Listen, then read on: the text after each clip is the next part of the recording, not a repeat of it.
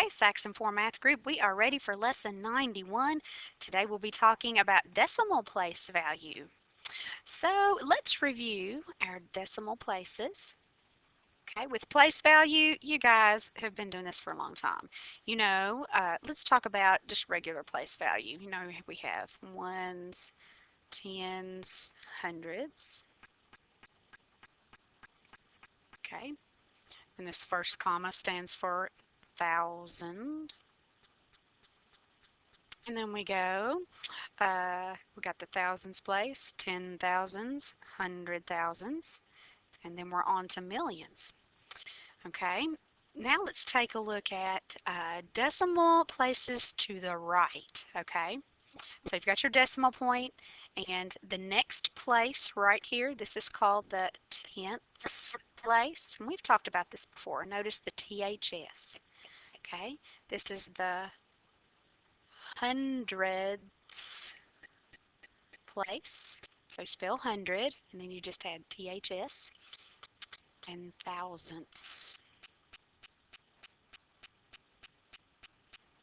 So spell thousand and add THS. Okay, so keep this in mind as we start our lesson today. Let's look at some examples. Which digit in 12 and 875 thousandths is in the tenths place? Remember, tenths, hundredths, thousandths. It's the 8, isn't it? I also want you to remember the correct way to read decimals. When you read the number in the front, say "and" at the decimal point, read the number to the right, and then say whatever place value you end on. Okay? Let's look at the next one. Which digit is in the hundredths place in each of these two decimal numbers? Okay?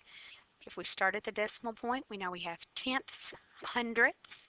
So for this one, it would be the 7, and this one, tenths, hundredths. Look, it's the very same thing. As a matter of fact, these two are the same. They're equal.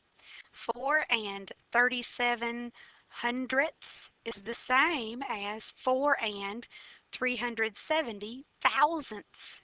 And I want to show you why. Okay?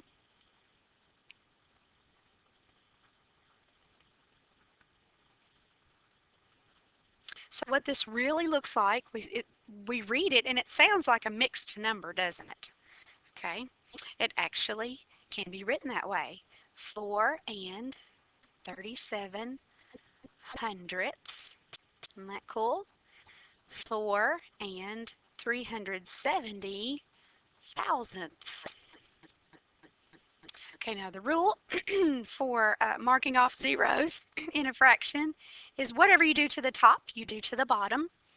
So I look at the numerator, 370, it has 1 0. Therefore, I can mark out 1 0 on the bottom.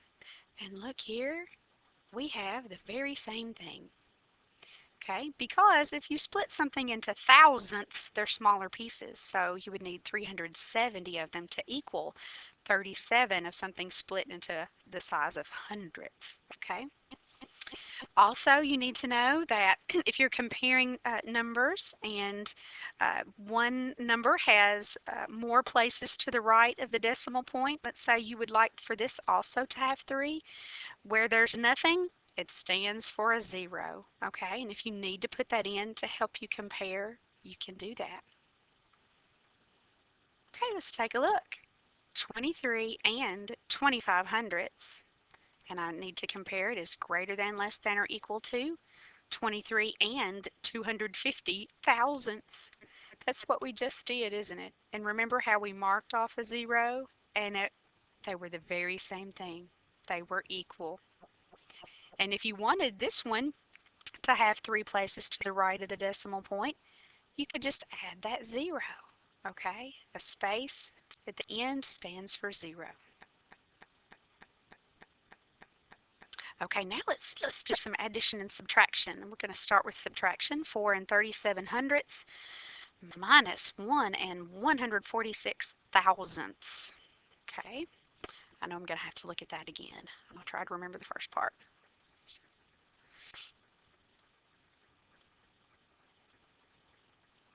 with subtraction. The important thing here is we have to line up the decimal points, just like with money, okay?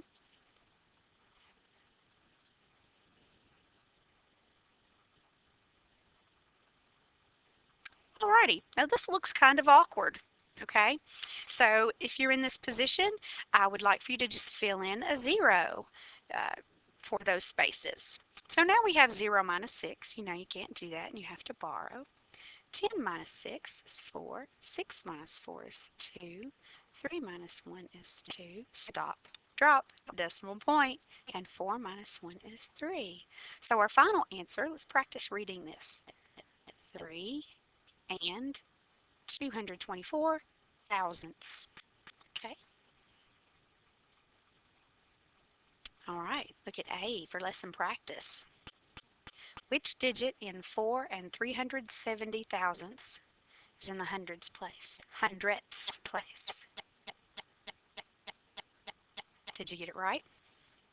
B. Which digit in 4 and 370 thousandths is in the same place as the 2 in 15 and 24 hundredths? What place is this? It's the tenths, isn't it? So the digit that is in the tenths place here is to the right of the decimal point, and it's the 3. Name the place value of the 4 in the number 1 and 234 thousandths, and the 4 is in the thousandths place. Multiple choice. Which two numbers below are equal? Okay, 12 and 34 hundredths, 12 and 340 thousandths, 1 and 234 thousandths, 123 and 4 tenths. There were two of those that I said 12 at the beginning of. Okay, the first two. And remember, if you need to add anything to the end, it's a 0. And so you can see that if you added 0 here, that A and B would be equal. So let's compare 3 and 25 hundredths and 32 and 50 hundredths. My goodness, did you hear the beginning? I said 3 and this one I said 32 and. So obviously 32 and 50 hundredths is bigger. Now let's compare 3 and 250 thousandths with 3 and 25 hundredths. Ah, I said 3 and at the beginning of both of these. The only difference is this one has the 0. But remember, if I need to add the 0 to the end of one, can I? I sure can. And that would make them equal. Subtract. Show your work for each problem. Okay, 12 and 34 hundredths minus 1 and 234 thousandths.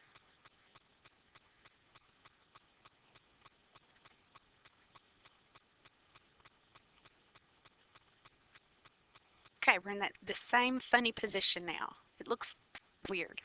So we're going to put a 0 in right here as a placeholder. It doesn't change the value of this number at all. Okay, we know we can't do 0 minus 4. Let's do our borrowing. 10 minus 4, 3 minus 3, 3 minus 2. Stop, drop, put your decimal point. And you can look at this as 12 minus 1. Okay, you still know it's 11. So 11 and 106 thousandths.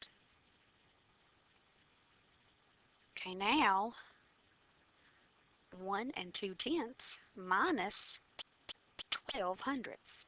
Notice, I could have said 0 and, but that's kind of silly. I can just say what does exist, and it's 12 hundredths, okay?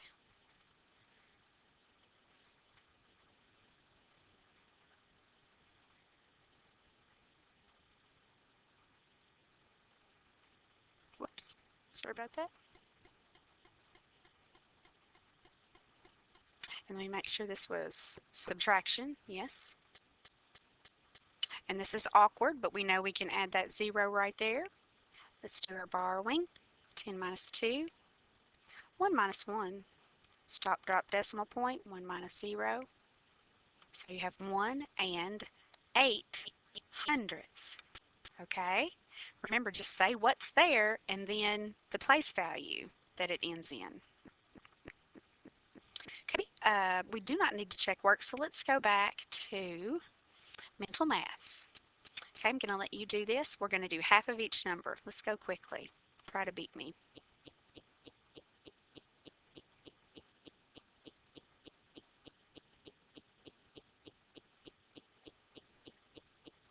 Money. The apples cost $3.67. Lindsay paid for them with a $5 bill. How much change should she receive? So let's start at $3.67 and work our way up. I know it's 3 cents to make it to $3.70, right? And then from $3.70 to $4 would be 30 cents. So keep that 33 cents in mind. And then from $4 to $5 is a dollar. Add that together, $1.33. About how many feet is 298 yards? Okay, it says hint, round the number of yards to the nearest 100 yards before mentally calculating. So let's round this 298 off to 300 yards.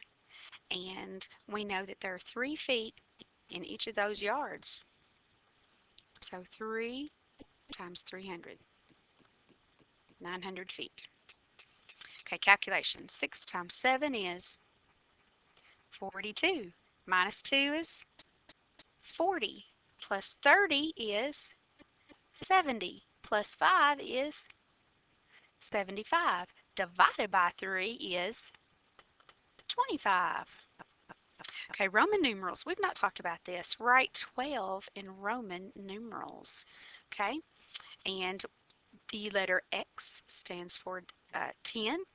What comes after that X adds on. So the first line would be 11, the second would be 12. To write 9, I would put 1 line in front of the X. You see, what's in front of it gets taken away.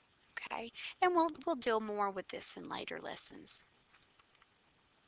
Okay, there were 2 gallons of punch for the class party. The punch was served in 8-ounce cups.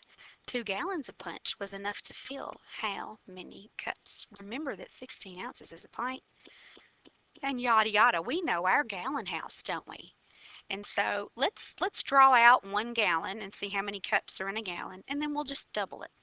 Does that sound like a good strategy? All right, let's do the gallon house. Big, big, big gallon house.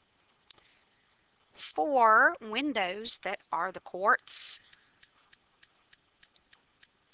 2 little people looking out each window. Those are the pints. And each of those people has 2 little eyeballs, which are the cups. So figure out how many cups are going to be in this gallon. 4, 4, 4, 4. 16, right? 4 times 4 is 16. Now double 16. And that is your answer. 32 cups. So remember the good old gallon house. If you see that on a test, draw it out. Figure it out. Figure out your problem. And we are finished.